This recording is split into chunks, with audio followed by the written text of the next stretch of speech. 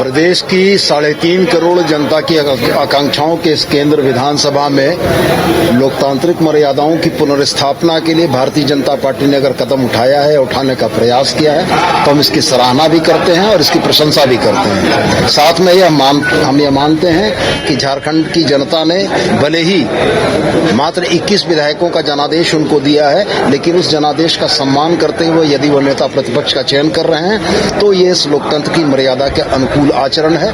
और साथ में आपके माध्यम से मैं उनको यह संदेश भी देना चाहता हूं कि पिछले 5 वर्षों में विपक्ष के असहयोग को झारखंड की जनता ने दंडित किया था।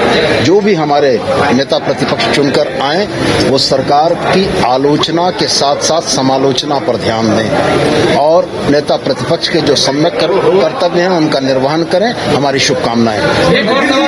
बीजेपी के लोगों ने सदन में आरोप लगाया कि अध्यक्ष बायस्ड है, विपक्ष का सुनते नहीं, हाथ उठा के भी रहते हैं तो उनको मौका नहीं मिलता, हाउस में उनको बोलने नहीं दिया जाता। जाकी रही भावना जैसी प्रभु मूरत तने देखी तैसी। मैं यह स्पष्ट मानता हूं कि विधानसभा की व्यवस्था में अध्यक्ष के आसन को अगर ऊंचा किया गया है तो वो आसन ऊंचा इसलिए है कि अध्यक्ष पक्ष और विपक्ष की सीमाओं से परे हैं, उनका आसन निष्पक्ष है। और अभी तक हमारे माननीय अध्यक्ष ने पिछले 5 वर्ष के कार्यकाल में और इस चलते सत्र सदन के इन 3 महीनों के कार्यकाल में बिल्कुल नियमानुकूल आचरण किया है और सदन की गरिमा में और प्रतिष्ठा और 4 चांद लगाए हैं। मैं यह आपके माध्यम से उनसे यह आग्रह करना चाहूंगा कि देखने के चश्मे को बदलें।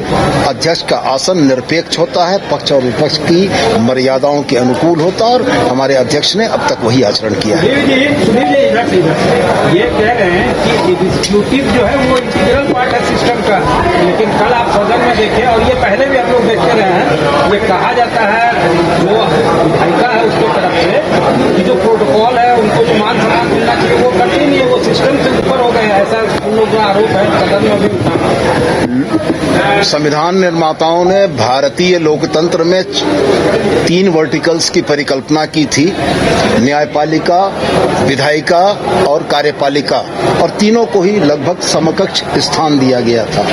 यह बात सही है कि तीनों को ही एक दूसरे का समादर करते हुए इस संरचना को चलाना चाहिए था, लेकिन मैं स्पष्ट कहता हूं कि हाथ की जब 5 उंगलियां बराबर नहीं है तो सारे विधायी सदस्य एक जैसे नहीं हैं, सारी कार्यपालिका के सदस्य एक जैसे नहीं हैं। माननीय सदस्य का जो भी कल सदन को दी गई सूचना है उस पर संसदीय कार्य मंत्री ने बड़ा स्पष्ट वक्तव्य दिया था कि वो इस संबंध में इस आशय की पूरी जानकारी लेते हुए विधि सम्मत कार्रवाई करेंगे। मंत्री जी, रांची यूनिवर्सिटी के 4 कॉलेज में एक भी शिक्षक नहीं है, 2500 बच्चे वहां पढ़ाई कर रहे हैं। निश्चित रूप से यह गंभीर विषय है और बतौर राज्य के उच्च शिक्षा मंत्री मेरे संज्ञान में भी है और मैं आपको यह आश्वस्त करना चाहता हूं कि बहुत जल्दी ही इसका कोई एक समाधान निकालते हुए हम शिक्षकों की नियुक्ति वहां पर करने का प्रयास करेंगे। आपके जिले में मैया सम्मान योजना की पुरुषों के भी खाते में चली गई है, वहाँ के उपायुक्त ने कहा है कि कार्रवाई तो होगी, लेकिन जो अधिकारियों की लापरवाही देखी जा रही है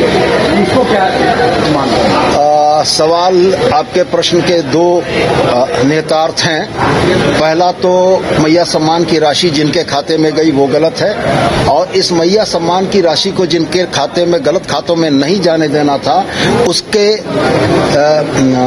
निर्वहन की जवाबदेही है। दोनों ही बिंदुओं पर हम लोग जांच करेंगे और जो भी दोषी होंगे उनके विरुद्ध सम्यक कार्रवाई होगी। जितनी बड़ी संख्या में गलतियां निकली हैं, लगता है कि सरकार ने जल्दबाजी कर दी मैया सम्मान की राशि को देने में चुनाव के चलते।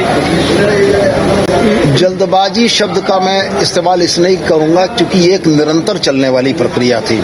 हमारा संकल्प यह कहता था कि 18 वर्ष की आयु पूर्ण करने वाली हर बच्ची, हर महिला उसकी हकदार होगी और आप जानते हैं कि 3.5 करोड़ के इस प्रदेश में प्रत्येक दिन 100, 200, 500 बच्चियां, 1000 बच्चियां, आंकड़े मैं एग्जैक्ट नहीं दे सकता हूं, 18 साल की उम्र की अहर्ता पूरी करती थी।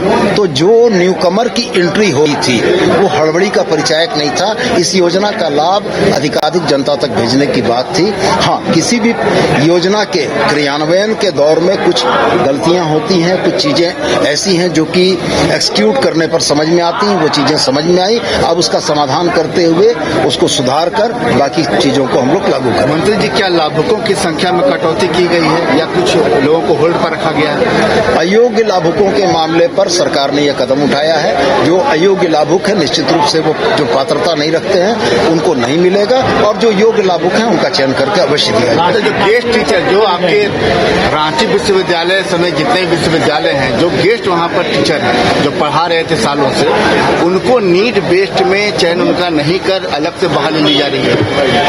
ऐसी कोई नियमावली नहीं थी कि गेस्ट टीचर को ही नीड बेस्ड लिया जाएगा। निश्चित रूप से नीड बेस्ड की जो हर्ताएं थी उसके आलोक में ऐसा निर्णय लिया गया। अंतिम सवाल अब निकलना होगा। कब तक चली जाएगी खाते में लाभुकों को? चलते सत्र में माननीय मंत्री रामदास सोरेन जी, चमरा लिंडा जी ने यह कहा था कि होली से पूर्व चला जाएगा, और हम ये उम्मीद करते हैं कि माननीय मंत्री का कथन सत्य होगा। खाते में कब जाएगी इसको लेकर मंत्री सुदेव कुमार सोनी ने कहा है कि होली से पहले तमाम लाभुकों के खाते में मैया सम्मान योजना की जो राशि है वो चली जाएगी।